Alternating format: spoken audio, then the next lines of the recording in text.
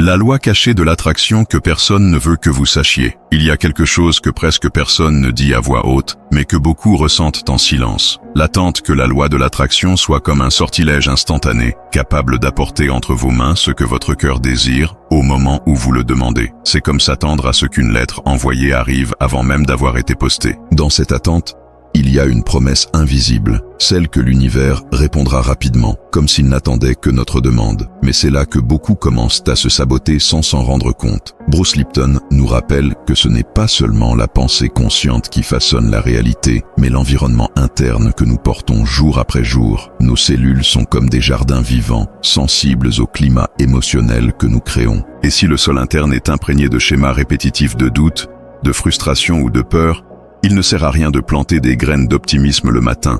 Le terrain, encore sec, ne soutiendra pas la croissance. Gregg Braden étend cette idée à un champ encore plus vaste. L'univers ne répond pas à nos mots, mais à notre cohérence vibratoire. Ce n'est pas ce que nous disons qui compte, mais ce que nous ressentons de manière si intense et si vraie que tout le corps se met à vibrer à cette fréquence. Le champ unifié, tel qu'il le décrit, est comme un miroir. Il ne renvoie pas ce que nous demandons, mais ce que nous sommes capables de maintenir intérieurement. Et c'est là que réside l'erreur invisible. Traiter la manifestation comme une simple demande à l'univers, en oubliant que nous sommes nous-mêmes l'antenne qui émet et reçoit le message. C'est comme envoyer une lettre précieuse avec la mauvaise adresse. Le contenu peut être parfait, l'intention peut être pure, mais le message n'arrivera jamais là où il le doit. C'est la loi cachée que peu de gens révèlent. L'univers ne lit pas seulement ce que nous demandons, il lit ce que nous devenons pendant que nous demandons. Le code silencieux de la manifestation ne se trouve pas dans la liste de souhaits, mais dans le schéma constant que nous portons dans notre corps, notre cœur et notre esprit. Lorsque cette trilogie s'aligne,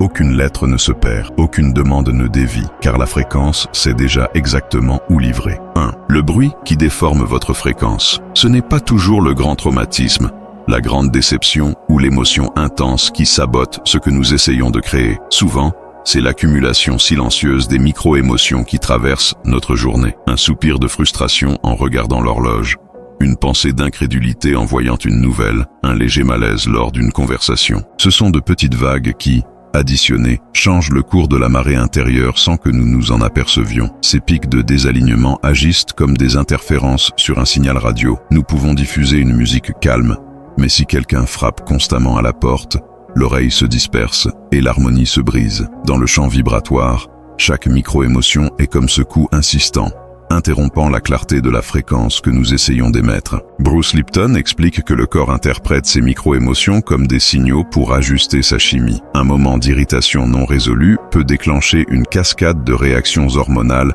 qui durent des heures, maintenant l'organisme en état d'alerte. Et, dans cet état, il n'y a pas de place pour l'ouverture réceptive qu'exige la manifestation. La plupart de ces interférences ne naissent pas de grands événements, mais d'habitudes émotionnelles que nous portons presque sans nous en rendre compte. Une phrase répétée en silence, un geste automatique d'impatience, une posture physique qui traduit la tension. Tout cela envoie des messages subtils au champ, même lorsque l'esprit conscient essaie de penser positivement. Le véritable ajustement commence lorsque nous reconnaissons que la fréquence que nous émettons n'est pas seulement faite de grands moments de visualisation, mais aussi de la somme de tous ces fragments émotionnels. Lorsque les bruits diminuent, même sans rien changer à la demande, le signal devient plus pur, plus net, et, dans le langage de l'univers, la clarté est une invitation. 2. Le mythe de la visualisation isolée. La visualisation est souvent présentée comme la clé maîtresse de la manifestation. Fermez les yeux, imaginez ce que vous voulez, sentez-vous et tout viendra. Mais, lorsqu'elle est pratiquée de manière isolée, sans le soutien du corps et des émotions, elle ne devient qu'un film mental, un beau scénario qui se projette sur l'écran intérieur,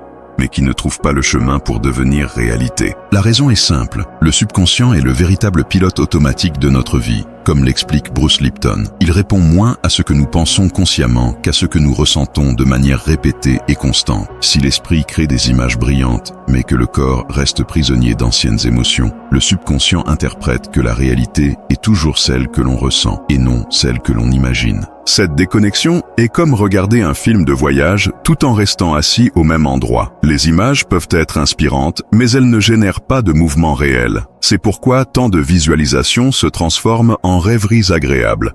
mais pas en manifestation concrète. Le test silencieux consiste à percevoir l'effet physique d'une visualisation. Si le corps réagit par une expansion, une respiration plus profonde et une sensation de présence, c'est le signe que la fréquence est en train d'être intégrée. Si, au contraire, la sensation est celle de la distance, du vide, ou même de l'inconfort, alors l'esprit travaille seul et le message envoyé au champ est incomplet. La manifestation commence à prendre de la force lorsque la visualisation cesse d'être une fuite vers le futur pour devenir un état vécu maintenant. À ce moment-là, le corps cesse d'être un simple spectateur pour devenir un participant. Et lorsque l'esprit et le corps agissent ensemble, le champ ne reçoit pas seulement une image, il reçoit une fréquence vivante, chargée de cohérence. C'est cette cohérence qui ouvre la porte pour que ce qui a été vu intérieurement se révèle dans le monde extérieur. 3. La synchronicité comme thermomètre réel. La plupart des gens ne mesurent l'efficacité de la manifestation qu'aux grands résultats. Ils veulent l'emploi, la maison, la relation, le montant exact sur leur compte en banque. Et lorsque ces jalons ne sont pas encore apparus, ils croient que rien ne se passe. Mais la manifestation se présente rarement comme un saut brusque. Elle commence comme un ensemble de signes subtils qui s'entrelacent jusqu'à former le décor complet. Ces signes sont la synchronicité en action. De petites coïncidences qui ne sont pas le fruit du hasard, mais des réponses directes du champ à la fréquence que vous émettez. Une conversation entendue par hasard qui apporte la réponse à quelque chose que vous pensiez. Une rencontre inattendue avec quelqu'un qui ouvre une porte. Un nombre ou un symbole qui insiste à apparaître. Ce sont des indices que la réalité environnante est en train de s'ajuster, comme les pièces d'un puzzle qui commencent à s'emboîter avant de révéler l'image entière. Ignorer ces micro-événements, c'est comme ne pas remarquer la douce brise qui précède la tempête. Greg Braden décrit cette phase comme le moment où le champ est déjà en mouvement, réorganisant les circonstances et alignant les personnes, les lieux et les opportunités pour que le résultat final puisse se manifester. Mais pour percevoir cette danse, il faut de la sensibilité et de la présence. La synchronicité fonctionne comme un thermomètre. Plus elle devient fréquente et alignée sur vos désirs, plus il est clair que vous émettez la bonne fréquence. C'est comme entendre une mélodie lointaine se rapprocher de plus en plus. Avant même que la musique ne commence, vous savez déjà que vous allez dans la bonne direction. Et lorsque nous apprenons à reconnaître ces signes, nous commençons à faire confiance au processus, non pas parce que la destination finale s'est déjà révélée, mais parce que le chemin répond déjà à notre présence. 4. Briser le cycle de la manifestation frustrée. L'un des plus grands pièges émotionnels de la loi de l'attraction est de vibrer le besoin tout en affirmant vouloir l'abondance. C'est comme tendre les mains en disant « j'ai », alors qu'au fond, l'énergie du corps crie « j'ai besoin ». Cette contradiction crée un champ de tension qui non seulement rend la manifestation difficile, mais maintient également le désir en état d'attente. Quand le besoin domine, il produit de l'urgence. Et l'urgence est un état qui informe le champ que quelque chose manque. Bruce Lipton nous rappelle que le corps répond à cet état avec des schémas chimiques typiques de l'alerte. Augmentation du cortisol, respiration superficielle, contraction musculaire. Tout cela communique au niveau cellulaire que nous ne sommes pas encore en sécurité ou complet. Dans ce scénario, tout désir devient plus une preuve de l'absence qu'une expression de la plénitude. L'antidote à cette dynamique est ce que nous pouvons appeler la présence productive. C'est passer du mouvement de courir après à un état de présence et de réceptivité, en créant intérieurement les conditions pour que ce que l'on désire s'épanouisse naturellement.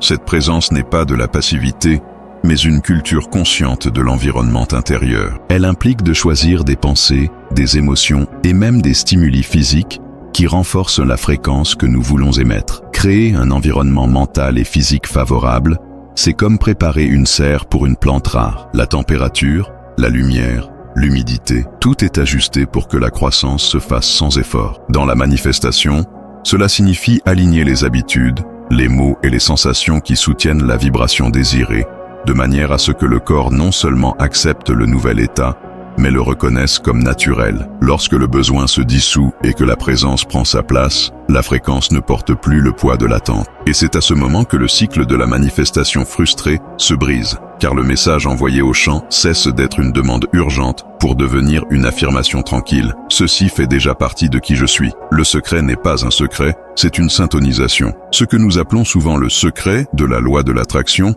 n'est pas caché dans des techniques mystérieuses ou des formules inaccessibles. Il réside dans la simplicité de la syntonisation. Bruce Lipton explique que lorsque nous changeons notre chimie interne, par le biais d'émotions, de croyances et de pensées cohérentes, nous créons un sol fertile où de nouvelles réalités peuvent pousser. Ce sol n'est pas physique, mais à la fois biologique et énergétique. C'est en lui que la manifestation trouve des racines et la force de se maintenir. Neville Goddard décrit cet état comme le fait de vivre intérieurement la réalité désirée comme un fait accompli. Ce n'est pas de l'espoir, ni une imagination lointaine, mais la certitude silencieuse que cela est déjà inévitable. Lorsque cette certitude s'installe dans le corps et l'esprit, il n'y a plus d'intervalle entre la demande et la réception. Il n'y a que la continuité naturelle entre ce que l'on ressent à l'intérieur et ce que l'on voit à l'extérieur. L'invitation est donc de cesser d'essayer de convaincre l'univers, comme s'il fallait argumenter pour que quelque chose se produise, et de commencer à entraîner le corps à ressentir l'inévitable. Ce n'est pas seulement mentaliser,